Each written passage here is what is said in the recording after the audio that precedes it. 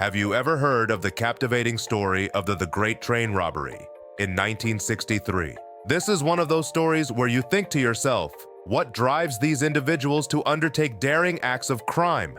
This group of 15 gang members has balls of steel to orchestrate a heist of legendary proportions, risking everything for the allure of wealth and notoriety. Stick on as we are going to unravel the motive, the plan, the worth of the captured loot, and what happened with the robbers. This is the story of the ruthless gang who planned a $3.3 million train robbery.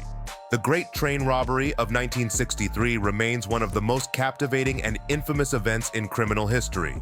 On the early hours of 8th of August, a Royal Mail train en route from Glasgow to London became the target of a daring heist, orchestrated by a gang of 15 individuals led by Bruce Reynolds. Their meticulously planned operation, marked by calculated precision, thrust them into the annals of criminal lore, immortalizing their names as symbols of audacious crime. The heist unfolded with meticulous planning and execution. Under the cover of darkness, the gang tampered with line-side signals, forcing the train to halt at the Brydego Railway Bridge near Mentmore in Buckinghamshire, England. Unlike typical armed robbers, this group relied not on firearms, but on strategic cunning and insider knowledge obtained from an enigmatic informant known only as the Ulster Man. The true identity of this figure remains a mystery to this day, adding layers of intrigue to an already sensational narrative. With the train brought to a standstill, the gang swiftly sprang into action, overpowering the train staff and securing their illicit bounty. The staggering sum of over £2.6 million or $3.3 million, equivalent to an astounding £58 million or $73 million in present-day value, was seized, marking one of the most significant robberies in British history. The repercussions of the robbery extended beyond mere criminal proceedings. Jack Mills, the unfortunate train driver who bore the brunt of the violence, suffered severe head injuries during the heist. Despite his valiant efforts to resume his duties, the psychological trauma proved insurmountable. Mills tragically passed away in 1970, forever haunted by the events of that fateful night. At the heart of the operation lay a core team led by Bruce Reynolds, alongside Gordon Goody, Buster Edwards, and Charlie Wilson. These individuals, while seasoned in the criminal underworld, lacked experience in stopping and robbing trains. Recognizing this gap in their expertise, they enlisted the help of another London gang known as the South Coast Raiders. This group, comprising members such as Tommy Wisby, Bob Welch, and Jim Hussey, brought with them a wealth of experience as accomplished train robbers. Roger Corddry, a specialist in rigging trackside signals, further bolstered their ranks, ensuring the success of their audacious plan. The genesis of the plan stemmed from insider information provided by an unnamed senior security officer within Royal Mail.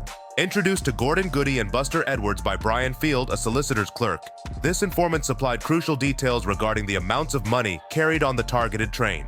With this knowledge in hand, the gang meticulously crafted their strategy, with Bruce Reynolds assuming the role of the mastermind behind the operation. On the evening of Wednesday, 7th August 1963, the stage was set as the traveling post office up special train departed from Glasgow Central Station bound for Euston Station in London.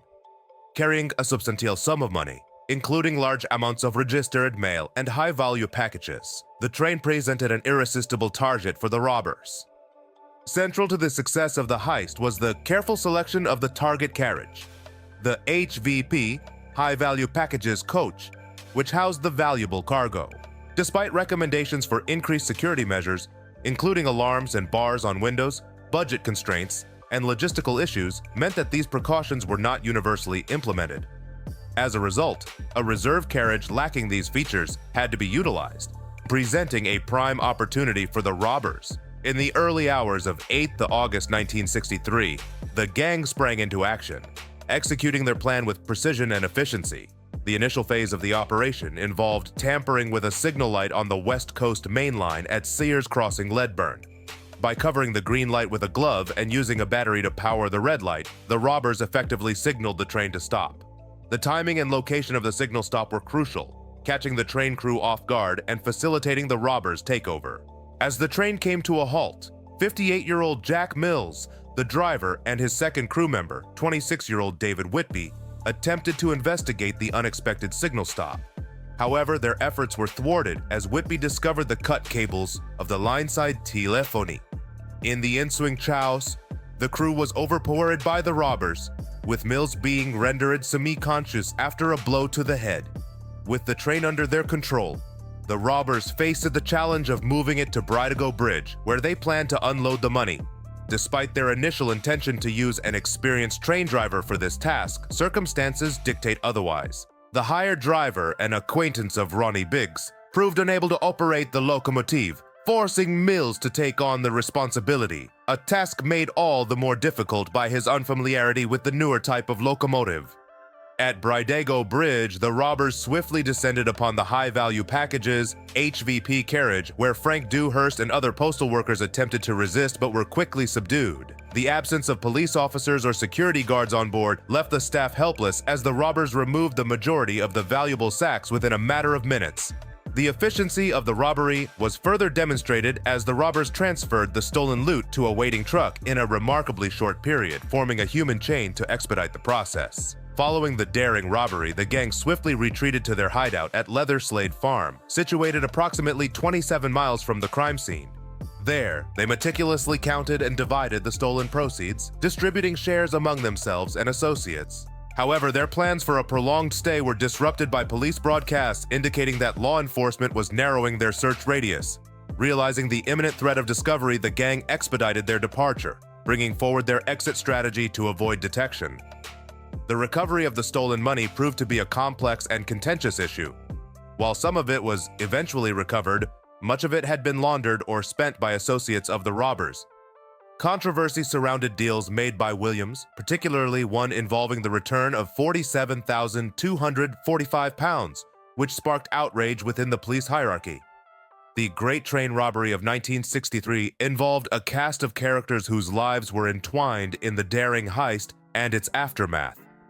Bruce Richard Reynolds, often regarded as the mastermind behind the operation, had a troubled upbringing and a history of criminal activity before orchestrating the infamous robbery.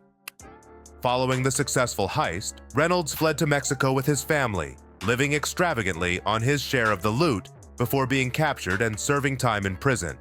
Despite his criminal exploits, Reynolds later dabbled in journalism and authored a well-received memoir reflecting on his life of crime. Douglas Gordon Goody, another key figure in the robbery, was believed to be the brains behind the operation.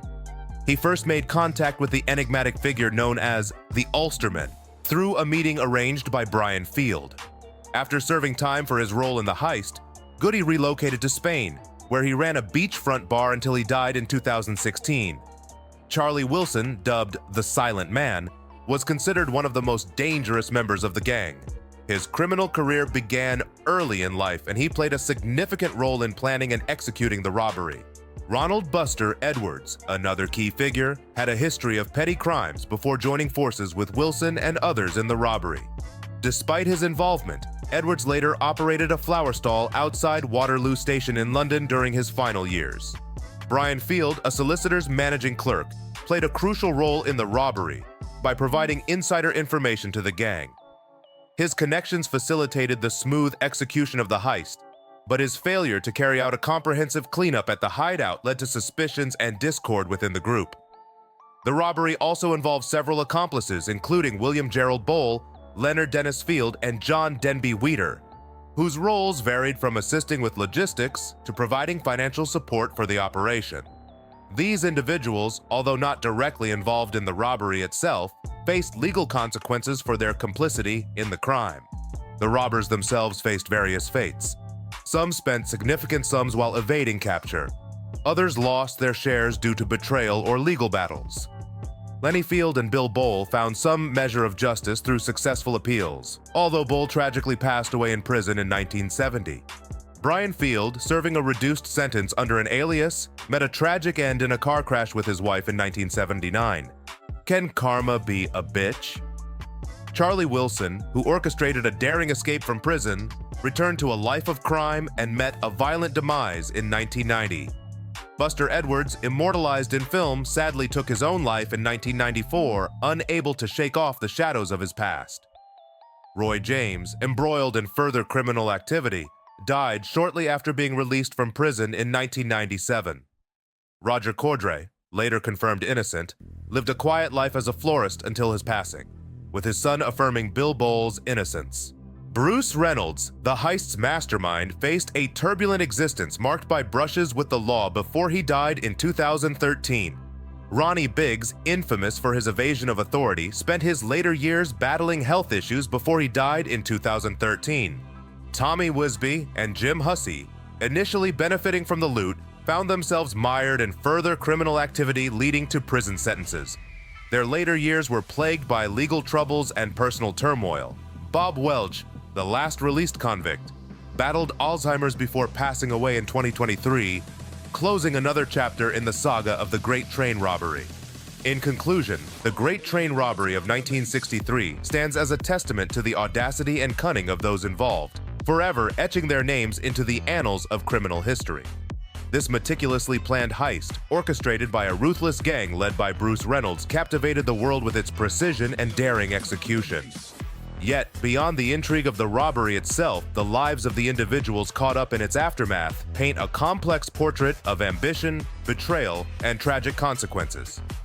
From the masterminds like Reynolds and Goody to the foot soldiers like Wilson and Edwards, each played a role in shaping the legacy of the heist, facing varied fates that ranged from imprisonment to untimely demise. The Great Train Robbery remains a story of fascination and intrigue, a tale of daring escapades and the inevitable reckoning that follows.